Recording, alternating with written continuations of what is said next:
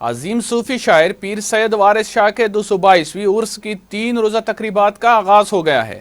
عرس کی تقریبات میں ملک بھر سے خواتین، بچے اور بیرون ممالک سے زائرین خصوصی طور پر جنڈیالہ شیرخان پہنچ رہے ہیں۔